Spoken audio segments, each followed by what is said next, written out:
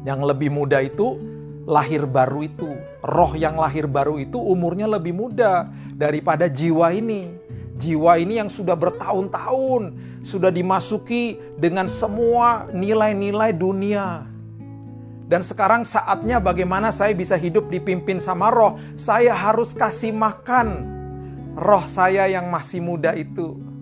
Supaya dia makin gemuk, dia makin perkasa, makin hebat, dan lama-kelamaan dia yang menguasai jiwa saya. Itu maksudnya. Nah, bagaimana saya memberikan makan kepada roh saya yang masih muda, yang umurnya lebih muda daripada jiwa saya. Jiwa yang sudah bertahun-tahun dimasuki dengan nilai-nilai dunia.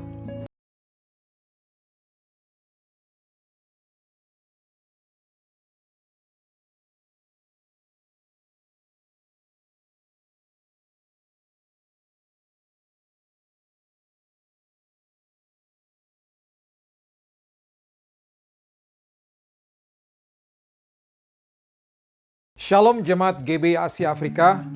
Mari kita berdoa sebelum pemberitaan firman Tuhan hari ini. Tuhan, terima kasih, mengucap syukur buat penyertaan perlindungan Tuhan. Kami percaya Tuhan bahwa firman-Mu memerdekakan hidup kami. Firman-Mu pelita bagi langkah-langkah kami. Kami butuh firman-Mu, kami butuh dikuasai oleh firman-Mu. Kami sambut firman kehidupan di dalam satu nama, Yesus Kristus Tuhan kami. Kami sudah berdoa dan mengucap syukur. Amin. Pemberitaan firman Tuhan hari ini diambil dari 1 Korintus pasalnya yang kedua, ayatnya yang ke-14. Firman Tuhan mengatakan begini. Tetapi manusia duniawi, manusia duniawi tidak menerima apa yang berasal dari roh Allah. Karena hal itu baginya adalah suatu kebodohan. Dan ia tidak dapat memahaminya, sebab hal itu hanya dapat dinilai secara rohani. Oke, jadi prinsip kerajaan atau prinsip Kristus yang diajarkan kepada manusia. Bagi orang-orang yang tidak menerima, dikatakan di firman ini orang-orang yang duniawi, yang tidak menerimanya. Ya, tidak menerima apa yang diajarkan, tidak menerima kebenaran ini. Alhasil ini akan menjadi semua pengajaran-pengajaran atau kebenaran Kristus ini atau sistem kerajaan ini menjadi sesuatu kebodohan bagi kehidupan mereka. Sesuatu yang sangat-sangat bodoh bagi mereka, bahkan ditolak mentah-mentah. Karena apa? Karena tidak dapat dipahami.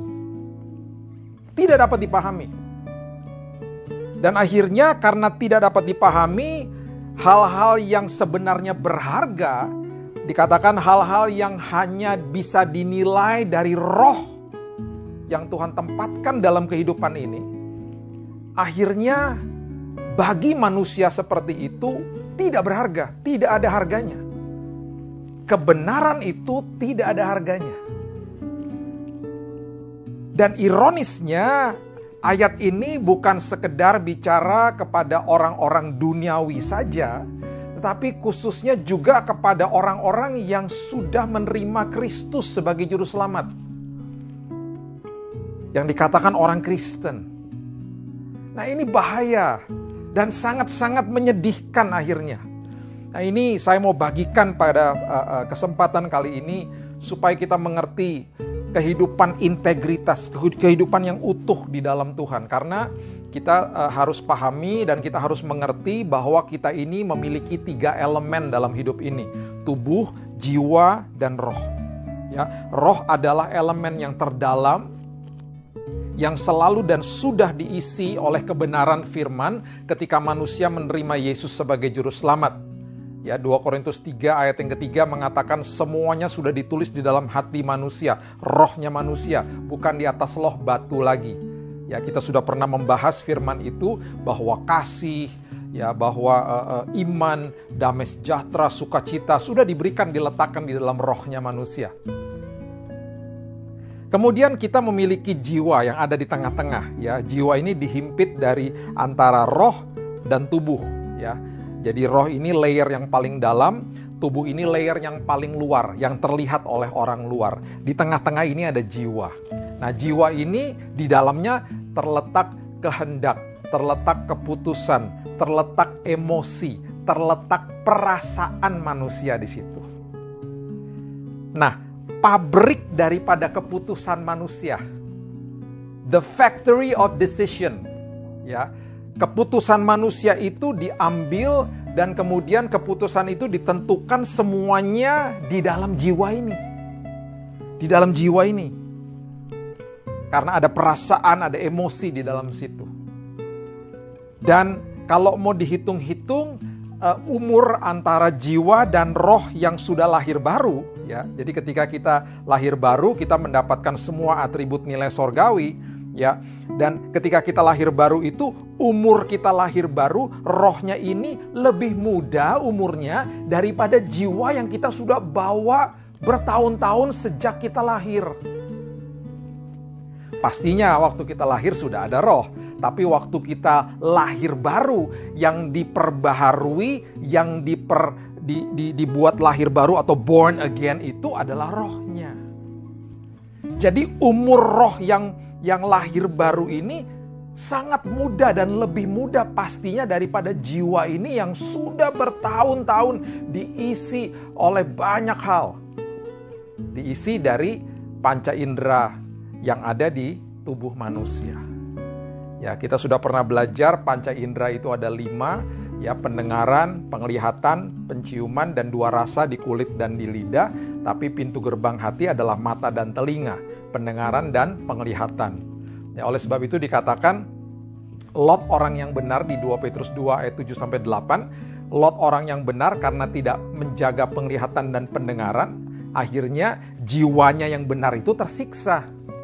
Jiwanya yang benar itu tersiksa. Sama seperti apa yang diajarkan kepada jemaat di Korintus oleh Paulus. Dikatakan kalau kamu nggak terima, ya, kamu nggak terima kebenaran itu, akhirnya kamu nggak memahami kebenaran itu semua menjadi kebodohan bagi kamu. Dan akhirnya sesuatu yang sangat berharga, firman yang sangat berharga, kebenaran yang sangat berharga, kita nggak ngerti. Jadi tidak bernilai bagi saya. Rugi sekali. Sangat rugi. Saya percaya setelah firman ini disampaikan, kita akan membenahi hidup kita.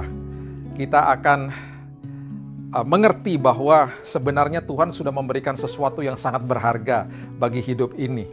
Kita harus betul-betul sekarang hidupnya mulai dipimpin sama roh. Roh yang sudah lahir baru, ya. Yohanes 12 ayat 46 mengatakan, aku telah datang ke dalam dunia sebagai terang, supaya setiap orang yang percaya kepadaku jangan tinggal di dalam kegelapan. Jadi maksudnya tinggal di dalam aku, tinggal di dalam kebenaran firmanku. Supaya apa? Supaya kamu nanti makin paham sama kebenaran. Kalau kamu makin paham sama kebenaran-kebenaran ini, semuanya itu akhirnya jadi bernilai, berharga. Itu maksudnya. Ya. Kita semua punya hobi, ya. Kita semua punya hobi. Dan hobi kita itu pasti berbeda-beda, ya. Saya punya hobi, saya pernah mungkin bagikan, saya punya hobi koleksi diecast pesawat. Ya, saya punya mungkin sekarang sudah 300-an pesawat. Bukan pesawat beneran ya, jangan kaget Bapak Ibu. Ini diecast. Diecast itu berarti mainannya. Seperti ini saya tunjukkan. Ini koleksi saya yang terbaru ya. Kalau bisa dilihat, ini adalah pesawat Garuda Airbus 330 ya. Udah pakai masker tuh depannya. Ini livery Garuda yang terbaru dan ini diecast-nya baru saja saya dapat kira-kira minggu lalu. Ya, ada tulisannya ayo pakai masker. Ini karena saya memahami koleksi seperti ini, barang ini jadi berharga bagi saya. Berharga. Ini bahkan kalau kita koleksi seperti ini, jangan sampai boxnya hilang ya. Bisa nanti dijual lagi, harganya bisa 2-3 kali lipat bahkan nantinya ya. Ini Garuda Airbus 330 ya. Nah, itu koleksi saya, itu hobi saya. Ya, karena saya ngerti dan memahami, akhirnya itu jadi bernilai bagi saya.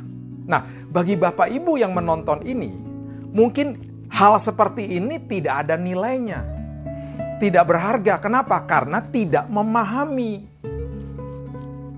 Tidak memahami. Saya kalau diajak ke galeri lukisan, karena saya tidak memahami, bagi saya akhirnya lukisan-lukisan itu tidak bernilai. Bahkan kalau ada orang yang bilang sama saya, itu lukisan mahal sekali, bisa MM-an. Saya bilang, dari mana ya kok bisa mahal segitu? Bagi saya kayaknya biasa aja gitu ya, misalnya gitu. Karena apa? Saya nggak paham. Saya nggak paham. Ada orang sekarang banyak sekali yang suka bersepeda, ya, punya sepeda yang dari yang mahal sampai yang paling mahal gitu ya. Sampai-sampai kalau ketika ngobrol-ngobrol sama saya bilang, kok sepeda sampai mahal segitu amat sih? Mahal banget sepedanya gitu ya misalnya. Kenapa? Karena saya nggak paham. Bagi mereka itu berharga sekali. Bagi saya tidak, karena saya nggak paham. Ngerti ya Bapak Ibu ya? Jadi maksud saya adalah begini. Pemberitaan firman Tuhan ini mengajarkan kita begini. Kalau kita tidak paham, kalau kita tidak mengerti firman, kalau kita tidak tinggal di dalam firman, akhirnya semua kebenaran ini gak ada nilainya. Gak ada nilainya. Kita hidup akhirnya dikuasai sama apa? Sama jiwa. Sama emosi dan perasaan terus setiap hari. Dan akhirnya apa? Kita bisa stres. Kita ketakutan akhirnya. Karena apa? Karena kebenaran itu gak ada nilainya bagi kita. Bahkan Alkitab mengatakan menjadi sebuah kebodohan. Jadi sebuah kebodohan. Coba kita lihat bersama-sama di Kejadian pasal yang ke-25 ya, ayat yang ke-23. Kejadian pasal yang ke-25 ayat yang ke-23. Ya, firman Tuhan katakan begini. Firman Tuhan kepadanya, dua bangsa ada dalam kandunganmu. Ya, ini adalah firman Tuhan kepada Ribka, ya, istri daripada Ishak, yang waktu saat itu mandul dan kemudian menerima mujizat Tuhan karena Ishak berdoa bagi dia. Ya, kemudian ini di ayat yang ke-23 firman Tuhan kepadanya, dua bangsa ada di dalam kandunganmu dan dua suku bangsa akan berpencar dari dalam rahimmu. Suku bangsa yang satu akan lebih kuat dari yang lain. Dan anak yang tua akan menjadi hamba kepada anak yang muda. Yang tua umurnya akan dikuasai oleh yang muda. Itu maksudnya. Ya. Jadi yang muda itu nanti akan lebih berkuasa daripada yang tua. Ya. Ini menggambarkan bagaimana nantinya Yakub itu lebih berkuasa daripada Esau. Dan banyak contoh-contoh di Alkitab yang lain, seperti misalnya Ishak lebih berkuasa daripada Ismail, ya. Yusuf akhirnya lebih berkuasa daripada kakak-kakaknya. Daud lebih berkuasa daripada kakak-kakaknya. Ya, the prodigal son, anak yang terhilang, si bungsu pulang ke rumah tapi kakaknya yang ada di rumah terhilang karena dia betul-betul menjalani kehidupan agamawi, tidak mengerti bahwa harta yang selama itu melekat dalam hidupnya itu punya bapaknya dan punya dia juga, berhitung sama bapaknya. Jadi ini adalah sebuah frasa, sebuah ayat yang mengajarkan kepada kita bahwa kehidupan ini, ya, harusnya yang lebih muda itu menguasai yang lebih tua. Yang lebih muda itu lahir baru itu, roh yang lahir baru itu umurnya lebih muda daripada jiwa ini. Jiwa ini yang sudah bertahun-tahun, sudah dimasuki dengan semua nilai-nilai dunia. Dan sekarang saatnya bagaimana saya bisa hidup dipimpin sama roh. Saya harus kasih makan roh saya yang masih muda itu. Supaya dia makin gemuk, dia makin perkasa, makin hebat, dan lama-kelamaan dia yang menguasai jiwa saya. Itu maksudnya. Nah, bagaimana saya memberikan makan kepada roh saya yang masih muda, yang umurnya lebih muda daripada jiwa saya. Jiwa yang sudah bertahun-tahun dimasuki dengan nilai-nilai dunia. Ya, sekali lagi pintu gerbang hati adalah mata dan telinga. Nah, oleh sebab itu setiap hari kehidupan ini betul-betul harus dikuasai sama firman. Ya, saya sudah ajarkan berkali-kali kalau bangun pagi katakan kepada jiwa kita, bicara sama jiwa kita, perhatikan baca firman Tuhan. Ya, renungkan firman Tuhan siang dan malam supaya perjalanan kita beruntung. Jadi ketika bangun pagi katakan, hai jiwaku tenanglah engkau. Hai jiwaku hari ini ada damai sejahtera. Hai jiwaku hari ini ada sukacita Tuhan. Hai jiwaku hari ini ada hikmat ilahi. Aku perkatakan kepadamu, hai jiwaku, hari ini engkau dipimpin oleh roh. Hari ini engkau dipimpin oleh hikmat Roh Kudus. Kita terus kasih makan roh kita itu, supaya lambat laun makin berkuasa dan akhirnya hidup ini dipimpin sama roh. Oleh sebab itu Bapak Ibu, yang harus kita lakukan dan harus kita lakukan dengan very diligent ya, dengan disiplin setiap hari. Kita harus mengerti bahwa kita ini, hidup ini, pabrik keputusan ini ada di dalam jiwa kita. Dan jiwa dan keputusan kita itu sudah banyak racunnya. Sudah banyak deviasinya, distorsinya. Nah, bagaimana untuk dibersihkan semuanya itu betul-betul harus dikuasai sama roh. Jadi harus tinggal di dalam Tuhan, harus paham sama kebenaran firman, supaya akhirnya kita mengerti bahwa kebenaran itu sangat bernilai. Kalau itu sangat bernilai, sama seperti ketika ada yang mengatakan kepada saya bahwa sepedanya itu berharga karena dia paham tentang sepeda.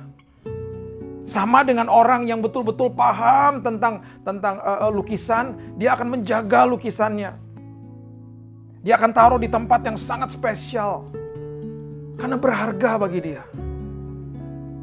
Nah, oleh sebab itu, saya percaya kalau firman Tuhan, ya, kebenaran firman itu kita pahami dengan baik dan benar, itu akan menguasai hidup kita dan itu akan betul-betul menjadi sesuatu yang sangat berharga. Pertanyakan itu kepada diri kita sendiri setiap hari. Apakah firman itu berharga? Apakah saya kalau bangun pagi cari firman? Apakah kalau saya lagi waktu kosong, lagi nunggu, lagi ada di sebuah tempat di mana saya harus ngantri, apakah saya cari firman? Apakah saya buka Alkitab saya? Sekarang udah makin mudah, ada di app saya, ada di telepon saya, ada di HP saya. Apakah saya cari firman? Apakah saya cari renungan? Apakah saya buka YouTube nonton khotbah? Atau hari-hari saya lebih banyak dikuasai sama drakor? Pasti ada yang tertawa nih nonton ini ya. Atau hari-hari saya dikuasai sama Netflix. Atau hari-hari saya dikuasai sama Disney Plus. Saya nggak salahkan kalau kita nonton-nonton seperti itu. Nggak apa-apa, hiburan. Tapi hidup ini harus dikuasai firman. Itu harus jadi prioritas, harus jadi landasan setiap hari. Saya mengerti lebih banyak di rumah, lebih banyak nonton. Saya mengerti. Tapi apakah kehidupan ini betul-betul firman itu berharga dalam hidup kita? Seringkali yang berharga bukan firman Tuhan, tapi hal yang lain. Alkitab mengatakan di 2 Korintus 4 ayat 16, sebab itu kami tidak tawar hati, tetapi meskipun manusia lahiriah kami semakin merosot, namun manusia batiniah kami dibaharui dari sehari ke sehari. Ya, kita seringkali terpaku dengan apa yang ada di luar gitu loh. Kita lebih fokus dengan apa yang ada di daging kita ini. Kita lupa untuk betul-betul memberi makan yang ada di dalam rohnya ini. Tinggal di dalam firman itu kita lupa. Kita lebih gampang akhirnya beli baju, cari make up, kelihatan lebih menarik di luar sini, tapi di dalam sini kita lupa. Padahal ini semua tubuh ini secara lahiriah ini akan hari lepas hari akan tambah merosot. Kemarin saya ada di mobil sama istri saya, dia baru jemput saya. Dan dia bilang, wah tangan-tangan kita udah mulai keriput nih katanya gitu ya. Kita umurnya udah 50-an, udah mulai keriput, gak seperti 10 tahun yang lalu. Saya gak perhatiin, saya baru lihat, iya bener juga ya, udah gak kayak 10 tahun yang lalu ya. Lahiriah akan makin merosot, tapi batinia harus diperbaharui hari lepas hari. Jadi walaupun roh kita lebih muda ya, lahir barunya lebih muda daripada jiwa, yang bungsu ini harus menguasai yang sulung. Ya, yang bungsu harus menguasai yang sulung. Harus terus tinggal di dalam kebenaran firman. Bayangkan Bapak Ibu kalau kita mengerti kebenaran-kebenaran ini, kita akan melihat segala sesuatu aspek kehidupan dari hal yang berbeda. Salah satu contoh saja. Kalau kita mengerti tentang kasih misalnya, ya tentang kasih, ini contoh saja, ya. Kita akan betul-betul memahami tentang kasih misalnya. Kita akhirnya akan melihat sebuah hubungan atau pernikahan itu sebagai sesuatu yang sangat berharga. Kenapa orang banyak yang akhirnya gagal dalam hubungan atau gagal dalam pernikahan gitu ya? Karena dua-duanya mungkin tidak mengerti, tidak memahami kebenaran firman di dalamnya. Saya pernah katakan bahwa dasar daripada sebuah hubungan itu bukan sekedar kasih, bukan. Dasar daripada hubungan itu adalah pengetahuan akan kasih. Pengetahuan akan kasih. Jadi saya harus mengerti kasih itu apa gitu ya. Ya, saya udah pernah ajarkan berkali-kali, kasih itu keputusan, jatuh cinta itu perasaan, ya. Seringkali hidup ini kan dipacu oleh perasaan, bukan keputusan, ya. Sabar itu keputusan, kan kasih itu sabar itu keputusan, tidak sabar itu perasaan. Coba sekarang saya tanya, mana yang lebih mudah untuk dilakukan? Tidak sabar pastinya, karena tidak sabar itu sesuatu yang gampang sekali dirasakan, gampang sekali. Coba kita ngantre di sebuah antrean misalnya, gampang untuk tidak sabar karena perasaan dan emosi itu menguasai jiwa setiap hari. Nah, bagaimana saya melatih hidup saya? Saya mengambil keputusan Tuhan untuk sabar. Saya mengambil keputusan untuk murah hati. Saya mengambil keputusan untuk tidak mementingkan diri sendiri. Makanya saya selalu katakan dan ajarkan kepada pasangan-pasangan gitu ya, jangan mencari, kalau yang masih pacaran, jangan mencari orang yang tepat dalam hidupmu. Itu mitos, nggak pernah ada Bapak Ibu. Di dalam pernikahan juga jangan menuntut pasangan kita menjadi orang yang tepat bagi hidup kita. Itu mitos juga. Jadi apa dong Pak? Nah, kalau kita mengerti tentang pengetahuan tentang kasih, kita belajar firman, kita akan dibukakan. Kita tidak akan mementingkan diri sendiri. Kita akan menilai orang lain berharga. Hubungan itu berharga akhirnya. Kalau kita paham. Jadi akhirnya kita mengerti bahwa saya ini masuk ke dalam hubungan misalnya ya, masuk ke dalam hubungan, saya ini pasti punya harapan dan keinginan, Ketika saya berikan kepada pasangan saya itu berubah jadi ekspektasi. Nah, kalau kita tidak komunikasikan dengan baik dan benar, akhirnya pasangan kita itu merasa sepertinya ada tekanan gitu loh. Ada tuntutan di mana dia harus memenuhi keinginan dan harapan kita. Jadi bagaimana dong caranya? Caranya gini ya. Sekali lagi, mencari orang yang tepat itu mitos. Jadi yang benar tuh apa? Yang benar gini. Yang benar adalah saya menjadi orang yang tepat bagi pasangan saya. Sebelum saya, atau enggak kalau misalnya kita belum menikah, saya akan mempersiapkan hidup saya untuk menjadi orang yang tepat bagi nanti calon pasangan saya. Itu dahsyat, itu luar biasa, itu paradigma kerajaan. Makanya Kristus mengajarkan, kasihilah manusia sesamamu saling mengasihi seperti aku mengasihi engkau. Bagi sistem dunia itu bodoh, itu sebuah kebodohan. Oh, yang bener aja, ya kan? Kalau di orang-orang dunia pasti itu kebodohan, karena dia tidak paham. Itu bodoh. Kalau dia nggak mengasihi saya, enak aja, ngapain aku mengasihi dia? Nah, berkondisi akhirnya. Padahal Kristus mengajarkan nggak begitu. Dia mengajarkan apa? Kasihilah sesamamu manusia, saling mengasihi, hubungannya saling. Standarnya apa? Bukan standarnya karena pasanganmu mengasihimu, bukan. Standarnya, acuannya adalah sama seperti aku mengasihimu. Jadi walaupun pasanganku tidak mengasihiku atau belum mengasihiku misalnya, aku tetap akan mengasihi dia sama seperti Kristus mengasihi aku.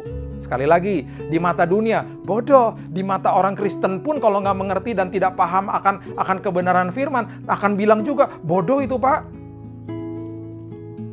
Bodoh itu. Karena belum tinggal di dalam firman. Belum tinggal di dalam terang, belum tinggal di dalam kebenaran. Jiwanya yang lebih tua itu masih berkuasa daripada roh yang udah lahir baru itu. Si sulung lebih berkuasa daripada si bungsu. Masih gitu. Jadi marilah kita bersama-sama terus belajar. Ya, Yang ada, yang kebenaran untuk contoh ini adalah saya harus mempersiapkan hidup saya. Saya harus jadi orang yang tepat nanti bagi calon pasangan saya. Kalau saya sudah masuk ke dalam pernikahan, saya harus jadi orang yang tepat bagi suami atau istri saya. Haleluya. Haleluya. Jadi berarti apa? Harapan dan keinginan dia akan aku penuhi dengan segenap hatiku. Walaupun dia belum lakukan itu untukku. Aku tidak akan tunggu, aku akan lakukan duluan. Aku akan berubah duluan. Aku tetap akan mengasihi dia sama seperti Kristus mengasihiku.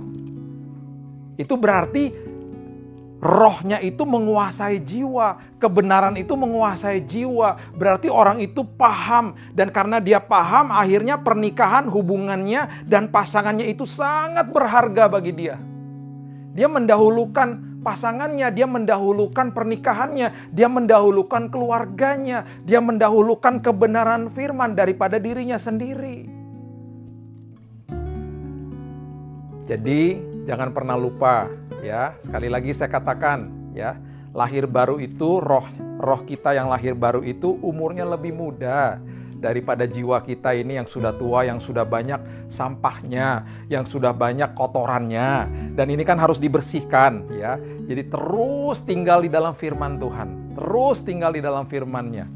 Dan akhirnya semua aspek kehidupan kita jadi berharga. Apalagi yang jadi berharga? Coba bayangkan ya, coba bayangkan Bapak Ibu.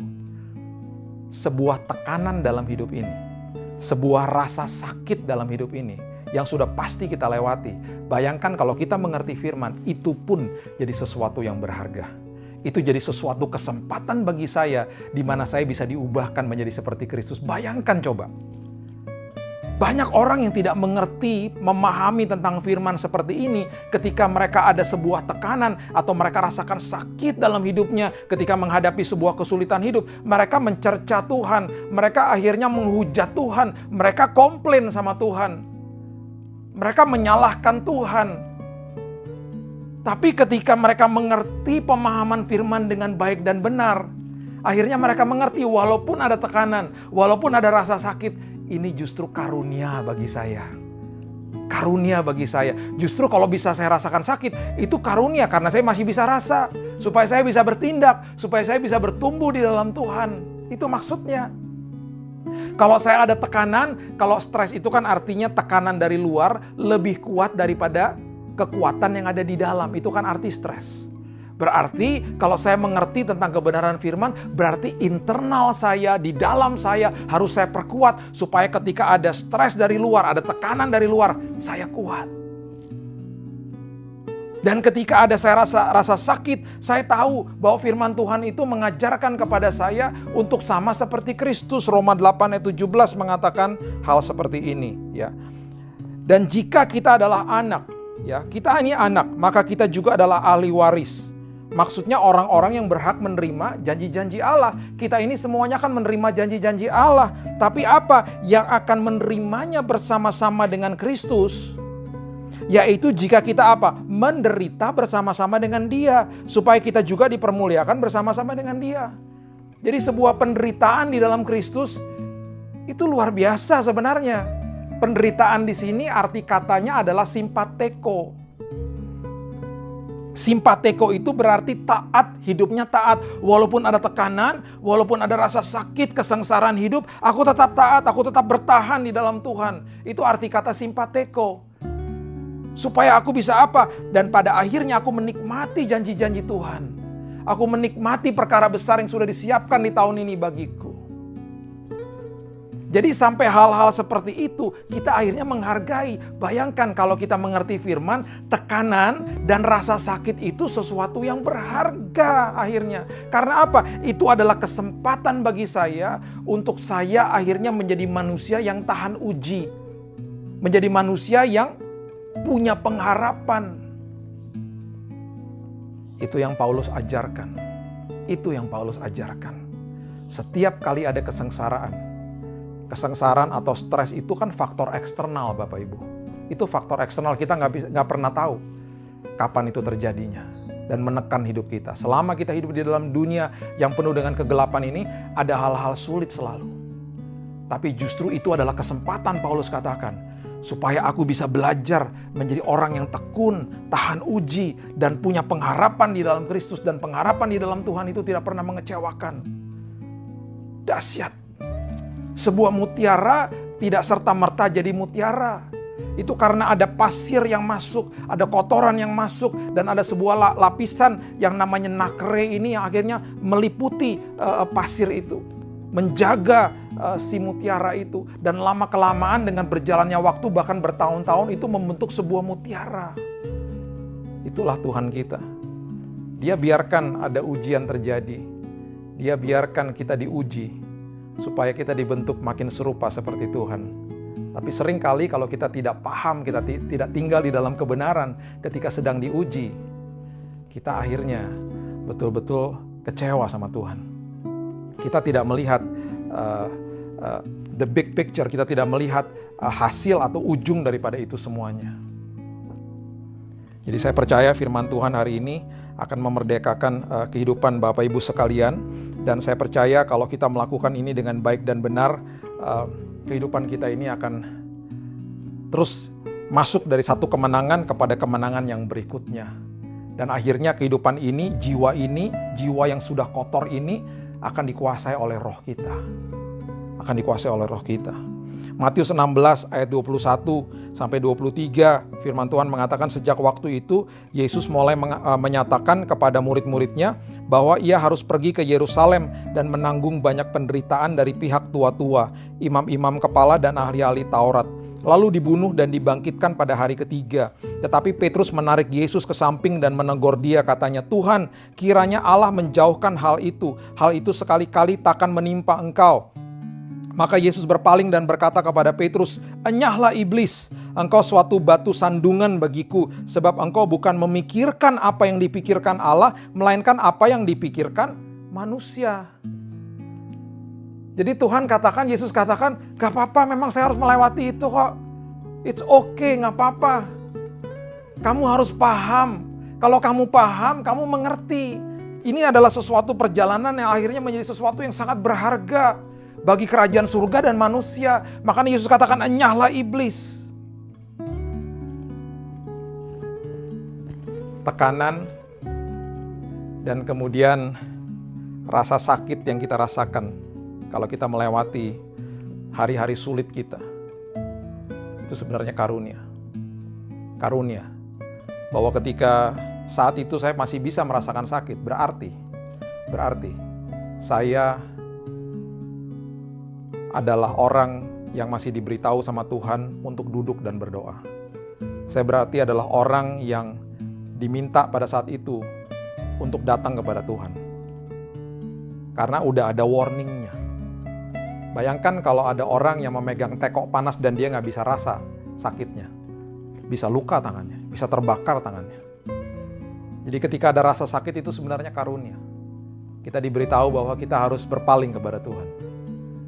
Jadi makin kita paham, makin kita mengerti, segala sesuatunya akan berharga.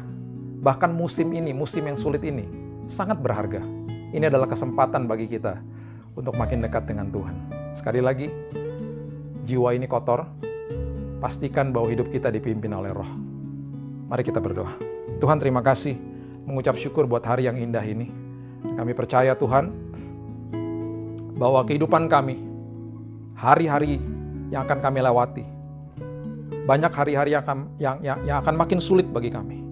Tapi kami percaya ketika roh kami yang di dalam kami ini memimpin kehidupan kami. Roh Kudus memimpin kehidupan kami. Kebenaran firman yang Kau telah tempatkan di dalam roh kami memimpin kehidupan kami. Kami percaya kami menang Tuhan. Kami percaya kami akan masuk dari satu kemuliaan kepada kemuliaan yang lainnya. Dan kami percaya ya Tuhan, bahwa jiwa kami ini Tuhan yang sudah banyak terdistorsi, akan dikuasai oleh roh kami Tuhan. Roh Kudus menguasai kehidupan kami. Hikmat ilahi menguasai kehidupan kami. Kami mau latih kehidupan roh kami Tuhan, supaya kami mau terus tinggal di dalam Tuhan. Supaya pada akhirnya Tuhan, kami makin paham tentang kebenaran firman. Dan pada akhirnya semua apa yang terjadi dalam hidup kami, itu semuanya berharga Tuhan. Berharga karena kami berjalan bersama Yesus. Semuanya pasti berharga. Semua pengalaman berharga. Baik itu suka, baik itu duka, itu berharga Tuhan. Karena itu adalah sekolah kehidupan bagi kami. Terima kasih Yesus buat kebenaran ini. Kami percaya, kami akan menang, dan kami akan sehat sampai ke ujung tahun ini dengan perlindungan Tuhan. Terima kasih Tuhan, kami sudah menerima firman ini. Hanya di dalam satu nama Yesus Kristus Tuhan kami sudah berdoa dan mengucap syukur. Kita sama-sama katakan, amin.